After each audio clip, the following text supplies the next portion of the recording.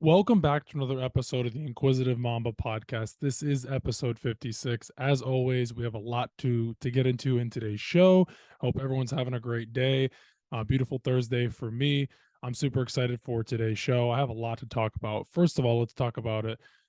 Address the elephant in the room with my foot injury. So everyone's been asking me questions. What happened to my foot? Well, first off, I'll start off with I was seeing some friends at the beach about 2 weeks ago, just about now, and was hanging out. And we got off the boat, and I ended up stepping on a catfish. I stepped on a catfish barb.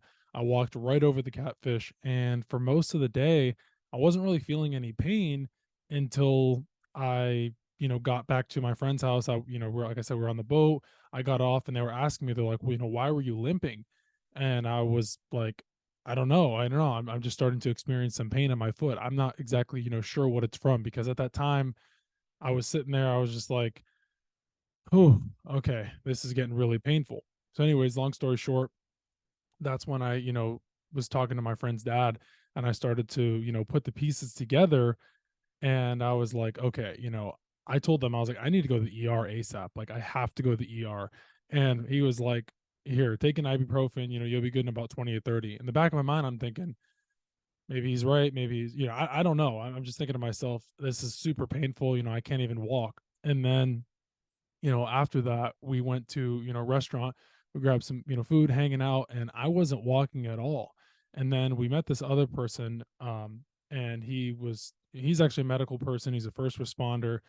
And he basically, kind of explained to me what I was going through, pain wise, obviously, since, sitting there talking with him. And he's like, hey, man, that's pretty serious. That's a lot more serious than, what you're making it out to be. And I didn't think anything of it. So that's when I called my mom and I was like, all right, I need to get home. I need to get home.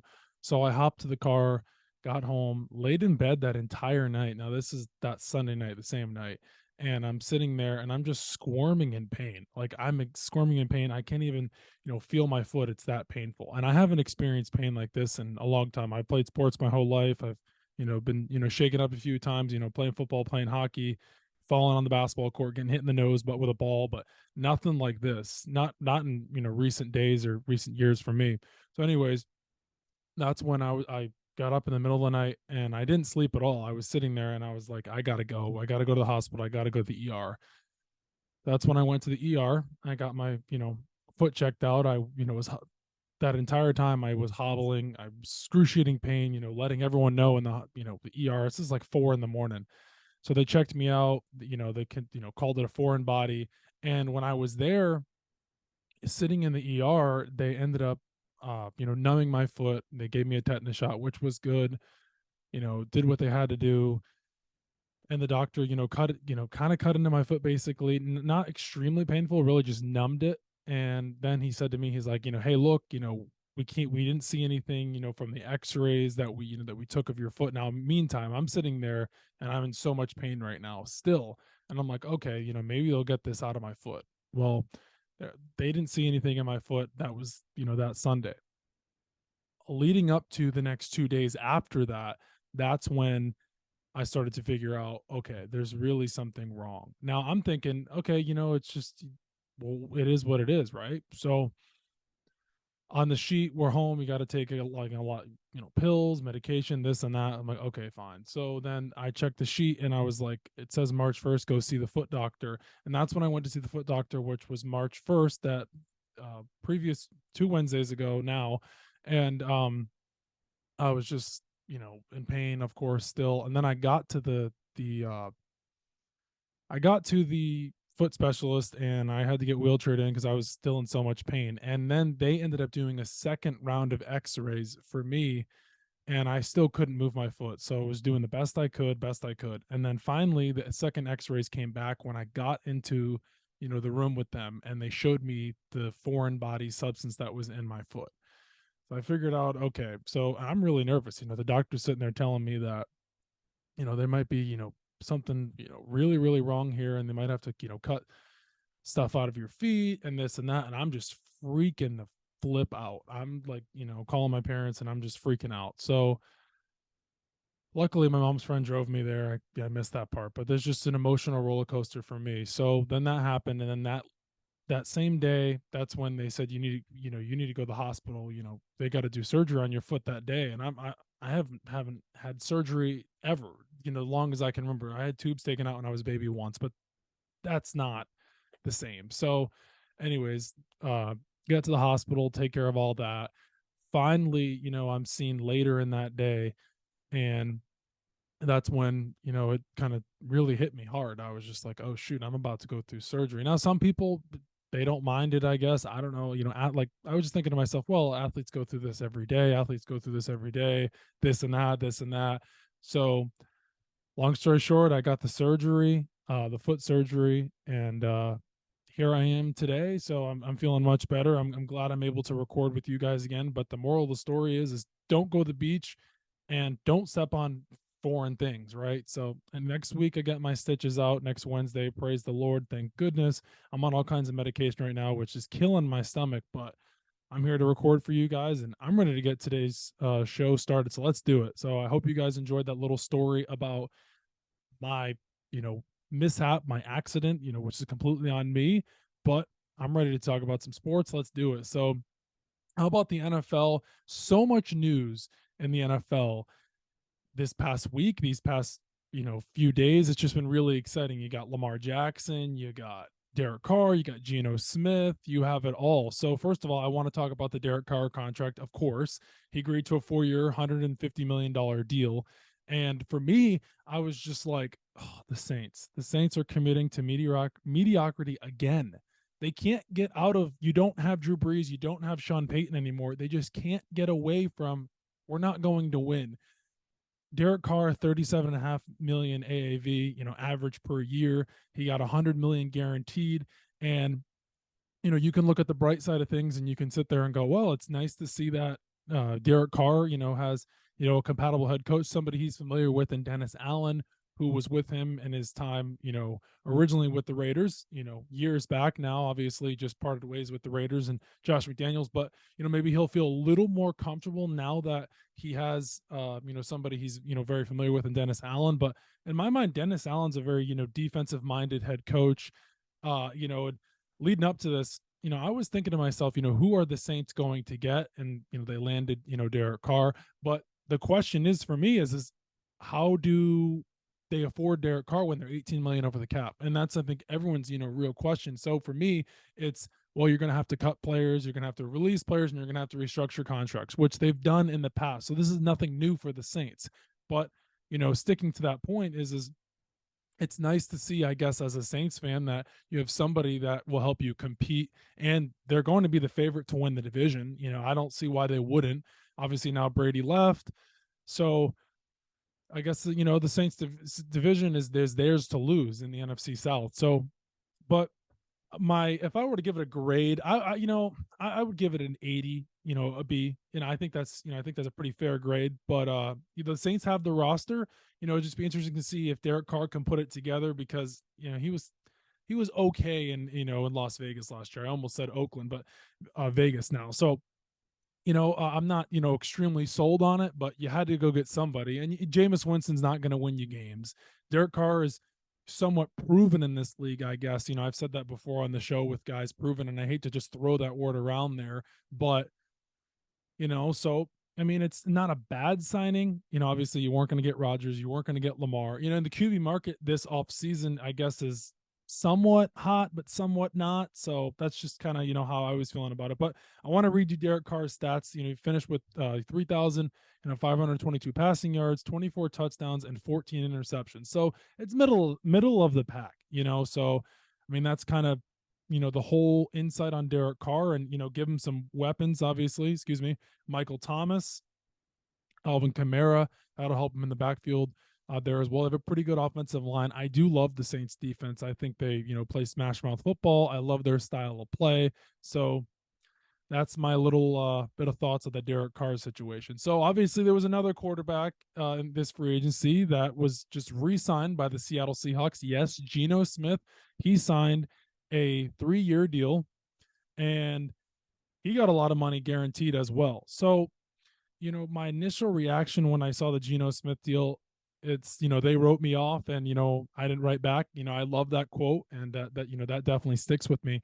But for me, I think Geno is, a bridge quarterback, obviously, and some people may think that's crazy, but it's not that far fetched when you think about it, because Geno Smith isn't going to be there much longer, and Pete Carroll said they're probably going to draft somebody in with their quarterback, at the fifth spot. So I like it. Think it's a good signing. Re-signing, obviously, because Drew Lock just sitting behind him. So it'll just be nice, some fresh breath for Seattle. They're away from the whole Russell Wilson stuff now. So good signing. And in my book, Geno led the NFL last year with completion percentage 69.8%, 30 touchdowns, 11 interceptions. So I do like the signing, and I've always liked Pete Carroll, as a coach. And obviously there's stuff that's come out lately about him and Russell Wilson and how their relationship, didn't end well. Well, yeah, every relationship you either ends good or it ends every relationship either ends good or bad. Let's just say that. So I think, in my opinion, there's more of a middle ground there. And there's probably more to it than, what we, know about. But, I like Geno's deal, honestly. 25 base for this year. I think that's awesome compared to some of the other QBs. Cough, cough, Daniel Jones, getting, 40 million. We'll talk about that here in a little bit. But I do like the Geno Smith signing. I really do. He was wonderful for the Seahawks last year. Most people didn't even think the Seahawks were going to be in this position. And it was nice to see Geno Smith, kind of get a fair shot, I guess, and get some, weapons around him. Obviously, DK Metcalf, Tyler Lockett, Kenneth Walker took the load off for him as well. So I like the signing. But my thing that I'm going to stick on here is I like the Seahawks to draft a QB with the fifth pick. I really, really like that idea from Pete Carroll. Let that quarterback sit under Geno Smith, mold that QB, and then when you're ready to turn the keys over to that young QB, then you can go there. But that's what I like, and that's what I'm sticking with. So another quarterback I want to talk about here is Jimmy Garoppolo. I talked about Jimmy G a few episodes ago. I actually had one of my friends, sports reporters, Zaria Flippin. We talked about Jimmy Garoppolo and some of his landing spots. So I'm one to always, point it out and sit there and see, okay, what is the best landing spot for Jimmy G? In my opinion, at that time, it was the Bucs, because they were just, getting out from under Brady. But, recently at the combine, Jason Litt, Bucs GM, said that they plan on sticking with Kyle Trask. So for me, obviously, you would think Tampa's out at this point, because if that's what he said, then, that's what you're going to, go with and, listen to. So, but for me, Jimmy G, I really, really like the idea of the Texans and the Raiders. And you may be thinking, well, why? Because the Raiders for Josh McDaniels, the reunion there, and then the Texans for DeMeco Ryans there. But I want to break this down just a little bit more into depth so you can really understand why I'm really, really liking Jimmy Garoppolo to either the Texans or the Raiders. So here we go. I wrote this down. I want to, talk about this a little bit here. So for me, I like the Raiders, obviously, as his, best destination. You can put them, and you can put the Texans as two. He already has the relationship with Josh McDaniels. He's comfortable in Josh McDaniels' system. He knows, what McDaniels is expecting, obviously. And then he has some good weapons on the outside with Darren Waller, Devontae Adams, and on the inside, you have Josh Jacobs, who you just tagged, and then in your slot, you have Hunter Renfrow. So I think that's a slide in offense type for Jimmy G. They have some things to work out on defense, but I do like Jimmy G potentially going to the Raiders. I think he'd fit very comfortable there. I don't think there would be, Vegas is Vegas, but I don't know if there would be, well, I guess there would be pressure because that division's stacked with Herbert, Mahomes. So, but I think, you slide him right in there, but you also draft, QB with your set with the seventh pick, like kind of like the situation with Seattle. You have the young QB sit under a veteran like Jimmy G, let him mold, and then when you're ready to turn the keys over, you do the same thing. So that's one destination I do like for Jimmy G, the Raiders. My second destination here is the Texans. Now, why are you saying the Texans? Because of DeMeco Ryans? Yes, but not only that. Nick Caserio, he's the Texans GM. He's a former Patriots personnel guy as well. He was in the Patriots front office. So I like that destination as well. And if the Texans do keep Brandon Cooks, Jimmy G played with Brandon Cooks. They're familiar with each other, and I know they didn't play with each other for very long. The whole thing was is I read this earlier today that Brady was, on the out. Brady was the one supposed to be on the outs, and Garoppolo was going to be the predecessor for him, and then that's why they traded for Cooks. Kind of, I read that report, but my thing is Cooks is familiar with Jimmy G a little bit. New England and Houston have a little bit of a similar feel to themselves, and I love the D'Amico Ryans hire. So you pair him with Jimmy G. Jimmy G is also comfortable with D'Amico Ryans because that was his defensive coordinator in San Fran. So there's some familiar relationships there. Those are the two I like the most, the Texans and the Raiders. I'm not the biggest fan of the Panthers thing. I know you can just send them to the NFC South. I don't think they, obviously they don't have a lot of weapons. I like Frank Reich as a, head coach, OC, quarterback coach, but my two main destinations I like the most are the Raiders and the Texans. So that's a little bit about Jimmy G. So moving on to the Lamar saga. The Ravens. They did a non-exclusive franchise tag with Lamar. Now, what this means is they're giving teams the opportunity to still speak with Lamar, and basically the Ravens can match what any other team basically offers Lamar. It's kind of like it reminds me of in the NBA, like how there's a I can't think of the word. It's like a tender basically, or they give them the rights to go talk to somebody else, or excuse me, no, it's a unrestricted free agent, kind of, in a way similar. You may think no, but in a way it kind of does align with that. But anyways, back to the point of Lamar. So which was weird to me about this is most teams just shut down the whole idea of just even talking to the guy. I mean, you can give the guy a phone call, let alone if you don't want to do that. I mean, I just don't think it makes any sense. Just it's weird. The Falcons shut it down, the Panthers, the Dolphins, and the Commanders. I can understand the Dolphins obviously because they're hoping high and mighty on Tua, the concussion injuries, so on and so forth. But the Falcons, you moved off of Matt Ryan, and now you're with Desmond Ridder. Mariota kind of just, kicked the tires there. So what's to say the Falcons don't even want to give him a call? I don't know. I just don't think that makes any sense. The Falcons, and when is the last time you've heard a 26-year-old NFL MVP be a free agent, really, and you can go get him for the right asking price and 2 first-round picks? I haven't seen that in a long time, probably in my entire lifetime. So I don't know. I just think the whole Lamar thing doesn't make any sense. But for me, is the Ravens, I think they made the right business decision, obviously, because what you go out there and it's, the grass isn't always greener on the other side type deal, kind of, in a way, because Lamar wants 200 million supposedly. That's kind of the rumor floating around that's been this entire offseason. But the Ravens, man, they think that, well, go talk to somebody else and see if it's really that better, and if a team really really wants him, then you can open that discussion. But I think the Ravens, they know they're in a good spot. I'm sure their camps have talked, and Harbaugh really obviously loves Lamar. He thinks there's something special there, and I think they could go all the way if you get the right pieces around Lamar. But another thing too, the second point is Lamar could be screwing himself over with the no real agent. He considers himself his own agent, and I think that could really really backfire, coming with stability, obviously, with the Ravens, and and an open market, because representing yourself is tough. I mean, you being a lawyer, I guess, to yourself is very tough. You don't know the rules, you don't know the handbook. So I don't know, I just think that whole situation is weird.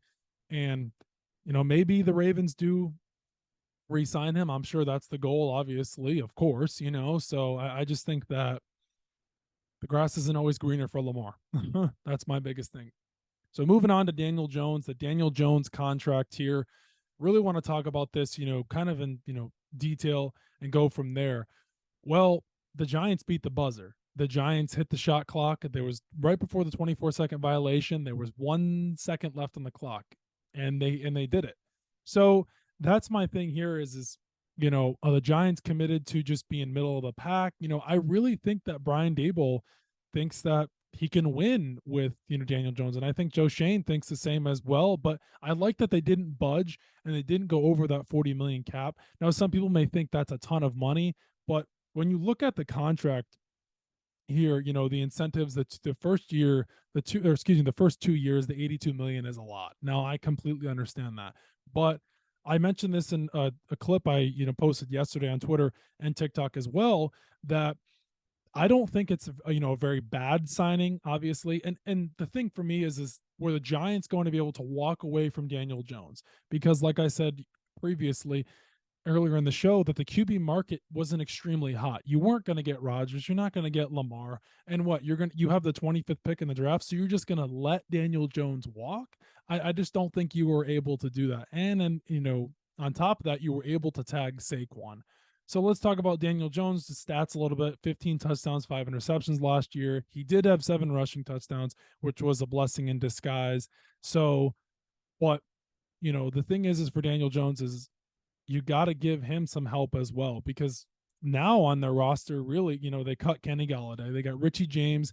Darius Slayton's a free agent. They're really only real true wide receiver is Isaiah Hodgins. Now, you would think with that 25th pick in the draft, they will draft somebody, and then hopefully they sign somebody on the open market. But I don't think Joe Shane is in panic mode. The Giants are, well ahead of schedule from last year.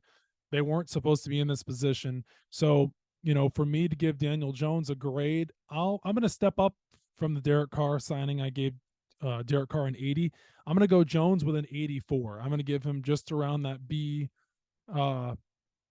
minus, B plus mark, right in that ballpark there. So I'm going with an 84 for Daniel Jones. Don't forget, he had his best season under Brian Daboll. He's comfortable with Brian Daboll. Daboll's comfortable with him. And don't forget about that spectacular playoff game he had against the Vikings. Now, I did a deeper dive into the Vikings after that game, and I watched a lot of film about the Vikings, for the secondary and, their defense. And the Giants just, hit him with everything. So, Daniel Jones, his contract is, 1 for 4 years now, and we'll see how it all plays out. New York's a huge sports market, of course, and they expect nothing but championships there. So, which is, expected. So I'm cool with the hire for now until, things start to, shake up a little more. But I do want to talk about Calvin Ridley's letter he wrote from the Players Tribune about his time when he was gambling, sports betting, and, kind of when he hit, kind of a roadblock in his life. For me, I didn't get a chance to read the entire letter, but it was, a breath of fresh air for Calvin Ridley to get reinstated this past week, by the NFL, and he can, put that chapter behind him. It's also always cool to see how these players, how they are off the field and what, their emotions are and what their feelings are like, because we just watch them on Sundays and you can see a glimpse through their social media, obviously, with posts and, clips and, them kind of expressing their opinion. But when you really get a chance to see, a letter from a player through the Players Tribune, throughout the time of their career, it's nice to see, what he was going through, what he was feeling. And he really basically just said, I'm not here to sugarcoat anything. I effed up, I screwed up. It's completely on me. And at least, he took ownership and accountability, knowing that, he made a silly mistake. And there's been players in the past that have been suspended for less for, certain other, things that have happened in the past. But that's just the way the cookie crumbled for him, So it's nice to see that he's able to move on, close that chapter, and get ready for next season with the Jags. That's going to be a fun team next year. Getting Calvin Ridley, Trevor Lawrence, obviously, Trevor Lawrence, Calvin Ridley, Zay Jones, Marvin Jones. They tagged Ingram, so I really like the addition of Calvin Ridley. I like it a lot. So another guy I want to talk about here, he is a free agent. Patriots fans know this name very well, Jonathan Jones. He was there for the Falcons Super Bowl, the Rams Super Bowl. He's been with New England his entire career. He's been there. So, but the Patriots aren't, ones to throw around a lot of money in free agency. And 2 years ago they were, but with Jonathan Jones, cornerbacks come at a price, and that's the main thing here. And he's been, great for New England. He kind of, formed into that number one corner, obviously, and but the Patriots don't pay guys a lot. So Jonathan Jones's market, I'm sure, when free agency starts, will be, hot. I would imagine so. And it could be very similar to the JC Jackson type thing, but also another thing too, grass isn't always greener on the other side. Jonathan Jones also did say that, it's hard to leave New England. Of course, he's lived there his whole career. He's been there. He's molded into the man he is. He's been on their team since he was drafted. It's only known New England. So that's the thing for me is it's going to be tough to lose a guy like Jonathan Jones, but the Patriots face this similar situation every offseason. It's almost like it's a carousel at this point. Oh, Jonathan Jones now. Jonathan Jones is the guy up now. Gilmore was the guy a few years ago. JC Jackson was the guy last year. So this is a common occurrence for the Patriots. So it's nothing new, but it's just you're facing that thing that you faced last offseason. Oh, you got to lose another number one corner. So it's something that the Patriots are very used to, and they're one of the teams in the NFL that somehow manages to figure it out in their offseason, and they draft very well, I think, defensively. And not being biased because I am a Patriots fan, but just from their time in the past to where they are now, they've just been very good at producing corners. Look at Jack Jones, the rookie from Arizona State last year. Marcus Jones is a little undersized corner, but those two were, home run draft picks in my opinion.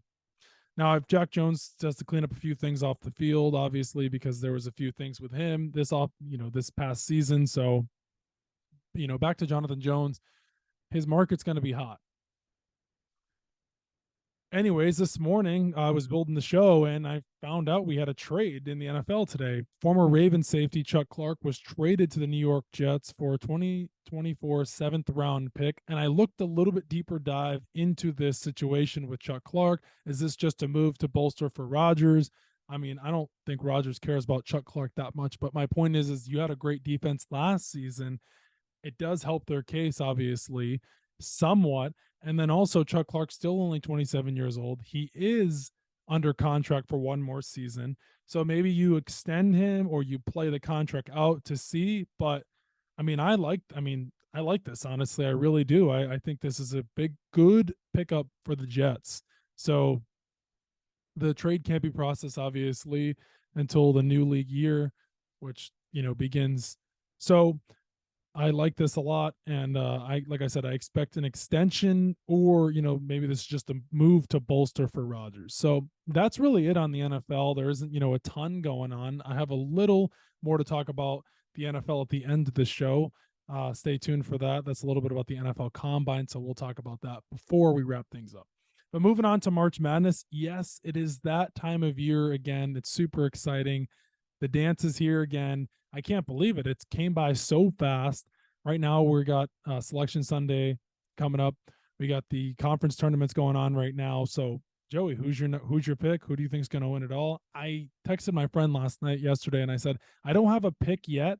I'm still not sold yet because Selection Sunday. I got to watch a little bit more of the tournament the conference tournaments to see who I'm comfortable with, and I'm not there yet. So next episode I'll give you guys my pick, but yeah, so that's a little bit about March Madness, and so I'm excited for the dance as always, per usual.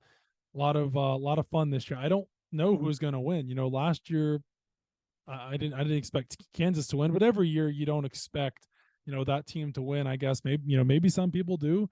I really don't. I always love the upsets. I think that's what makes March Madness go around. I think it's really fun. So, but yeah, Selection Sunday. I'm excited for that. Of course, as always, I don't have any sleeper teams at the moment. I got to do a little bit more, digging and diving, doing some more research. But yeah, so moving on to the NBA, I've fell in love with the NBA again. I've just been falling head over heels for it again. I don't know. I've just been getting super excited because the West is a great race right now. The East is a great race. The West is super tight. So the play-in is spectacular right now. These teams in the play-in, it's fun. The Lakers are the 9 seed at the moment. Let's see if they can hold on to that. Obviously, LeBron, suffered that injury, and so I'm just excited to see how this will all play out. But I do want to talk about Fred VanVleet last night against the Clippers. He was just, no filter, left it all out there at the press conference last night. And he said that, I know it felt so long ago, but I just thought Ben Taylor was horrible. I thought he was horrible tonight. And when you hear a player say that, they're upset. And he said, I don't care if I get fined. And, I've been hitting on this point, on the podcast and also on Twitter as well, that the refs need to be held accountable for their actions. The NBA refs have not been good this year. And I have to remind you, a month ago when LeBron and the Lakers were playing the Celtics and he was whacked in the arm by Tatum and they completely missed that call. This past Sunday night, Clippers Grizzlies in LA, Jaren Jackson Jr. was completely fouled by Paul George when Paul George was going for the putback. The ref said that there was no contact there at all. So the refs have been bad. It's not something new, and it sucks for these players because nobody likes to go to the basket and get fouled. Nobody wants, to lose a game because of calls. And obviously there's two sides to every story, of course, but it just rubs you the wrong way when you're watching the game and refs don't call it fair. And I don't know. So I don't blame Fred VanVleet for, being upset. Now, as a Lakers fan, you might be, a little worried because he might go off tomorrow night because of the calls that weren't called, Wednesday night, last night. So, but yeah, I just the whole referee thing for me is it's just been mind boggling this year. Refs have just missed so many calls. It's just been crazy to think about. Kind of goes back to the NFL this past season, how bad the refs were. Something you got to deal with as a player, I guess. So tonight here, I'm on the East Coast. It's Thursday here, Thursday afternoon. There's a game I'm looking forward to tonight, and that's the Kings and the Knicks, the two Ks. I'm really looking forward to this matchup. I'm really hoping that Jalen Brunson and De'Aaron Fox can play together, play against each other tonight because they're just two fun young guards. I love how they command both of their offenses. Jalen Brunson's been out of the lineup these past few games with the sore foot, De'Aaron Fox with the hamstring injury. But for me, I would love to see these two players go up and at it tonight. It would just be awesome to see. Great battle between these two teams. Mark Brown and Coach Thibs, those two going at it to each other as well. Kings are a very fun Western Conference team. I talked about them a few weeks ago on the pod, and now they're kind of, starting to come into fruition, making a deep, playoff. They're making a playoff run. They're, tied for the second seed, or, they took over the second seed. I think it was, yeah, they took over the second seed because the Grizzlies lost. Yes. So they're a fun young team, and the Knicks have been, great. They're what 10-1 in their last 11. I know they won on that 9-game win streak. So I hope Brunson comes back for the Knicks. That'll be fun. And another thing too for me is I like obviously the way that they've been playing when, with Brunson and Randall. Randall doesn't have to be, so much the point guard, and Jalen Brunson really can command that offense, because that's something I noticed from the Celtics game the other night where Randall really was just, ISO, ISO, ISO. And with Jalen Brunson, he kind of takes the load off of Randall a little bit, can get him into set those, high pick and rolls, those high screens. So I do like, Brunson coming back into the lineup. I'm really hoping he does. I hope so. But if not, I still think it'll be a fun game for those two teams. I mean, those two teams have, pretty good rosters. Quickly's taken the load off, obviously, since Brunson's been out of the lineup. He had a spectacular game against the Celtics this past Sunday night. That was a pleasure to watch. 55 minutes for Quickly. Whew, that was a fun one to watch there. So a little bit about the Grizzlies and the Warriors preview tonight. Dylan Brooks and Ja Morant going at each other. I think that's hilarious. It's funny because everyone hates the Grizzlies and they just keep and continue to put a target on their back. This is nothing new. Obviously they really put this target on their back last season when they played the Warriors, in the playoffs. And now here they are again, playing them again tonight. I wish Ja Morant was playing. I'm not going to talk a lot about Ja Morant's personal situation. And, obviously that's his stuff to take care of off the court. He's going to be suspended for 4 more games. But, I think tonight's game will be good. There'll be, some blood drawn, not literally, but between Brooks and Draymond Green. So I always, love seeing those two teams go at each other. I think it'll be a fun one tonight. So Steven Adams is out for 4 more weeks, which sucks for the Grizzlies. Staying a little bit on the Grizzlies here, but it sucks because, Brandon Clark's hurt now. He tore his Achilles. He's out of the, lineup for the rest of the season. You're still missing Ja. He comes back obviously in a few games, like I just mentioned, but the Grizzlies have definitely missed Steven Adams' presence. He has been, spectacular for them all year long, and they've missed him. I think he's been out of the lineup since January 22nd. Is it? It's something around there. But when he comes back, that'll be much needed for the Grizzlies. So how about a fluke injury last night in warmups for Kevin Durant? It's something you don't expect. You're warming up, you're shooting shots, you're getting ready for the game, and next thing you know, Kevin Durant just slips, and now he's potentially out for the rest of the regular season. When I saw this and I thought of this, I was like, I think the Suns will be okay. I think they'll be fine until the playoffs. They're in a kind of a comfortable, I guess, position. They got hot, and they're obviously, but it just sucks in a way because Devin Booker and Kevin Durant were you know playing really well. While they were before Durant suffered that injury last night. So that just sucks, I guess, as a Suns fan and as an NBA fan, because that was just kind of a nice duo they were forming and they were starting to get some chemistry. So, but I think the Suns will be okay. They've been in this position before, obviously. As long as Booker stays healthy, they'll be fine. He had 44 points last night against the Thunder. So I think as long as Booker stays healthy, they'll be okay. But like I said, the West is super tight, so they can't get too comfortable. How about Lonzo Ball? I saw this earlier today, and man, you feel for this guy. He's had such an up and down career. He had the great rookie season in LA, and then he got traded. It's just, and the Pelicans. He was with the Pelicans. He started to look good, and then he got the knee injury there. Then he got traded to, excuse me. Then he signed with the Bulls, and then he was doing okay with them. He at one point I think he was leading the NBA in 3-point percentage, or how many 3-pointers he had that season. And now we're at the point now where we don't even know if this guy's ever going to play again. They're having another look at his knee that would require another 6 months of recovery and rehabilitation. I mean, it sucks. I mean, this guy was super talented coming out of UCLA, coming out of high school, let alone Chino Hills. I mean, he's one of the most, I guess, sought after prospects because of his family and how his dad put him on the map. In a way, but and again, you could say his play put him on the map. But it just sucks, as a basketball fan, because Lonzo's a great young player to watch. Man, he's a great defender. He's long, he's lanky. He's not one of those traditional 6'1" point guards. He's 6'8". So I mean, he's hurt, man. It just sucks to see. And you really hope this guy's career, it has not, fallen off the wagon. You really hope that he can figure this knee injury out. And they're saying that they've never seen anything like this type of knee injury that he suffered. I'm not a doctor. I don't know, the implications and everything that's occurred, but it just sucks to see as a basketball fan. And for the Bulls, they look like they were, going to mount their own sort of run when they got DeRozan. Obviously they had Levine, they got Lonzo, they traded for Vooch. Now the Bulls just look a mess. So moving on to the Lakers, I want to talk a little bit about the Lakers before we do wrap things up here.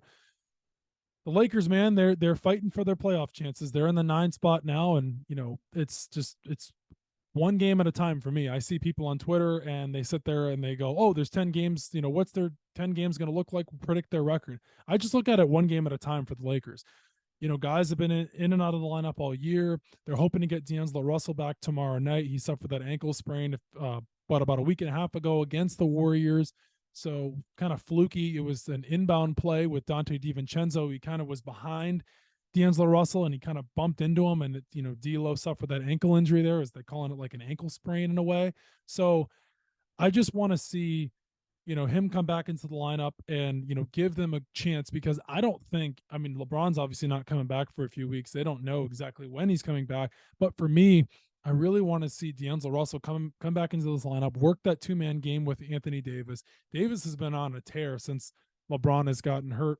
He's averaging, let me look here, 35, 10.7 rebounds, 3 blocks, and 2.7 assists per game since LeBron has gone out. Now, I think this was expected of AD, and a lot of people were giving him, flack on Twitter, as well as Shaq. Shaq was saying that AD fell off. I don't ever think AD's going to fall off. It's just if he's in it.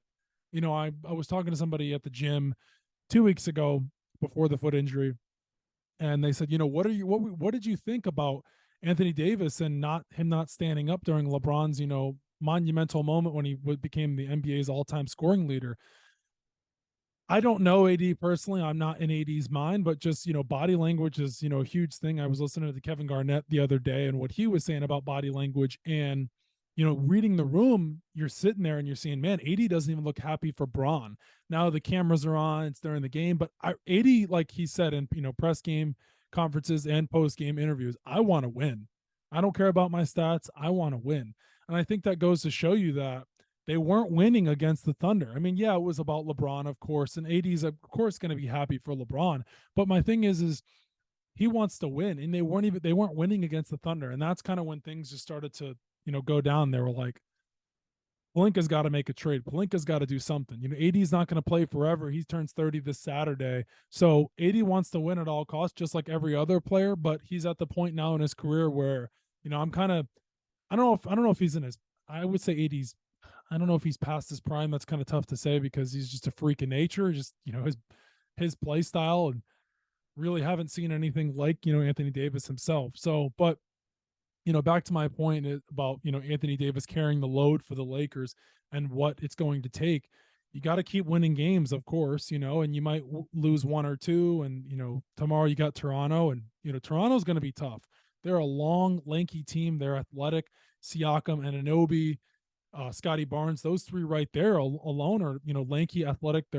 Those three players are great two-way defenders, and they defend the ball really well, and they cause a lot of turnovers, so Lakers are going to have trouble with the Raptors tomorrow night. They can shoot the ball really well, and it'll be a good game. You hope D'Angelo Russell comes back for the Lakers. You just hope so, because if not, I think they'll be in a tough pickle. And I don't know how many minutes D'Lo will play tomorrow night if he does come back, but on the other side of the coin, the Raptors have to worry about Anthony Davis as well. So, like I said, for the Lakers, after that trade, I did predict they would make the playoffs, and they're trending in that direction, but there's still 16 games left. So in my book, that's still a long time. So, but anyways, before I do move on from the NBA, I wanted to talk a little bit about Cam Thomas, because I saw that on Twitter about, Cam Thomas, being pushed out of the lineup now. And I think some people forget that they did trade for Mikal Bridges, in the Durant, trade there, and they got Cam Johnson as well. And those two guys are the primary,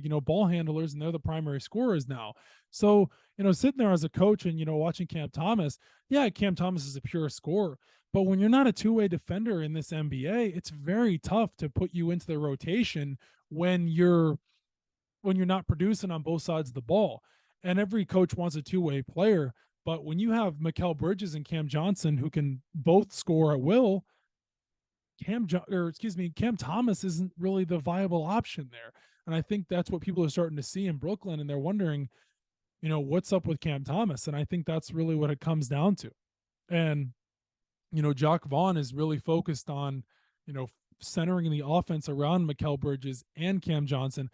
And Mikal Bridges has been spectacular for the Nets since they acquired him. He's averaging right around 26 points a game, as a net. So it's good to see, him and Cam Johnson be the two options. But as a Cam Thomas fan, I guess for, people looking in, it's tough. But, when you're not playing defense and you're not putting the effort and the energy in, that's just the way it is. You fall out of the rotation fast in the NBA.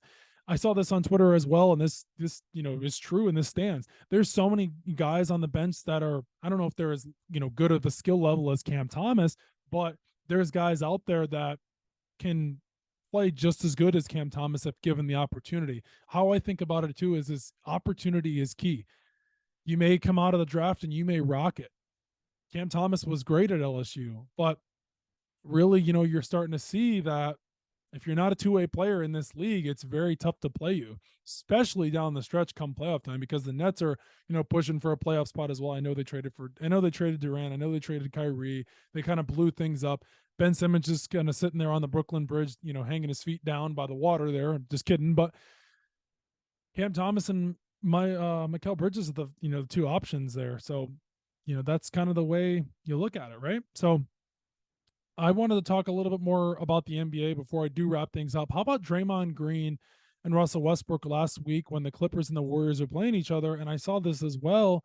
And, you watch it, Russell Westbrook's getting the treatment just like he did on the Lakers for, his three-point shot. He can't shoot. He's one of the worst three-point shooters in the NBA. Teams are giving him that space. And that's just got to kill your confidence as a basketball player, knowing that teams and players are going to, give you that treatment of we're not going to worry about you shooting the 3-pointer. We're going to worry about other players on the floor.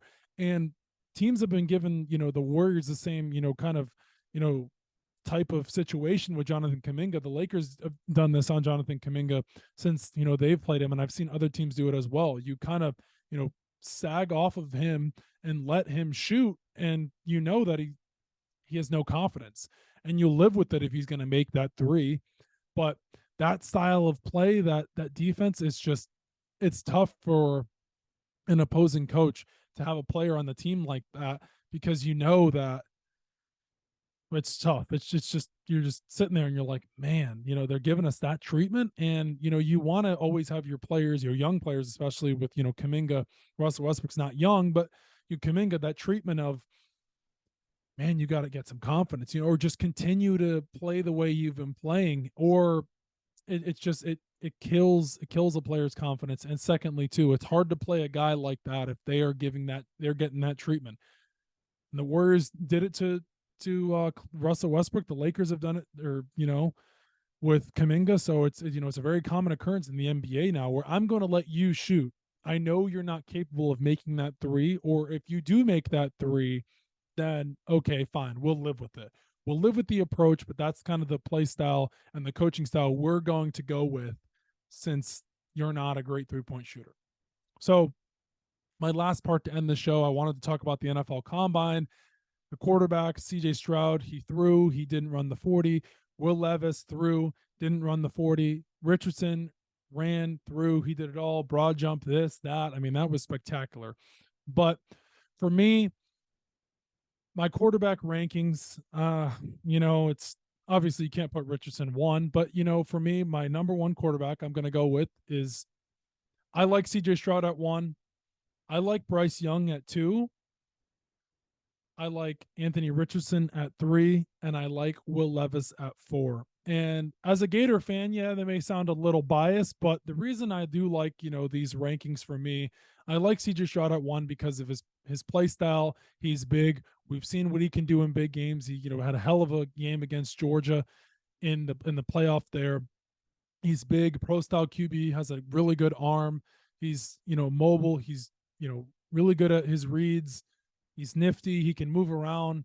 And my 2 is Bryce Young because of his size. That's my biggest thing with Bryce Young. And he has very similar measurements to Kyler Murray. His measurements ended up being, give me a second here. His measurements were, I wrote it down. Here it is. Give me one moment. His measurements were, Kyler Murray was 5'10" and 1/8, 207 pounds. And Bryce Young was 5'10" and 1/8 and 204 pounds. So those measurements are very similar to each other. But like going back to my point, I have Stroud at 1, I have Bryce Young at 2, I have Richardson at 3, and I have Will Levis at 4. Now, the back to Bryce Young, similar, body type to Kyler Murray, not as athletic. I think he has, IQ off the charts. My biggest thing is size in the NFL. That's my biggest thing is he had that great offensive line at Alabama. How well is he going to do in the NFL with not as a great offensive line? Now, if he goes to the Colts, that's wonderful because they do have a good offensive line that he could slide right in. Ryan Kelly, Quentin Nelson, those two right there. Those are, 2 names that first come to mind for me. But that's my quarterback rankings for me. And a little bit about Anthony Richardson. I told some friends about a month or 2 ago that he was going to be a first-round draft pick. And some people think that's absolutely crazy, but I don't think it's very far-fetched because as a GM, sitting there, you're not going to want to lose out on a guy if he does pan out and you missed out on that guy. Like I said earlier in the show, you send Richardson or you draft Richardson, you send him to a team, or he goes to a team that has a veteran quarterback or has a quarterback already on the roster, you let him sit. Because I think if you throw this guy in right off the bat, I think all hell is going to break loose. I don't think it'll do well for him. He needs to sit behind a veteran QB or a quarterback already on the roster starting and let him mold, let him learn, kind of like how, in the past you've had JimmyG sat under Brady, these type of situations. Now, I think Anthony Richardson can be better than Jimmy Garoppolo. He's, athleticism. He's got the arm. The only thing with Richardson, obviously, is the IQ, the tools. If you can, teach those mechanics to him, I think he'll be just fine. But I don't think you rush him in right away. I think you give him some time, let him sit under, a veteran type QB or a quarterback already on the roster, and you go from there. And also, I hope he goes to a team with a good head coach who can teach him, let him learn, and like I said, sit under, that quarterback and learn from that coach and then mold him. And then when he's ready, you can hand the keys to him. So I would love for Richardson to go to the Texans, sit behind. Well, he really wouldn't sit behind anybody if they don't sign Jimmy G. But my, perfect scenario is Jimmy G to the Texans. They draft Richardson. Maybe with the second pick, they do take Richardson. That would be great. I think Davis Mills is, on his way out, obviously. So, but that's what I do like for the, quarterback situation there with these young quarterbacks coming into the draft here. The draft's about a month and a half away. So, anyways, I want to say thank you as always to my followers, my supporters. Thank you guys so much. We're on Anchor, we're on Spotify, we're on TikTok. You know where to find us as always. I hope you guys enjoyed that story to start the show about my foot and how I'm doing. And I'm starting to feel much better now. And we'll see you next time.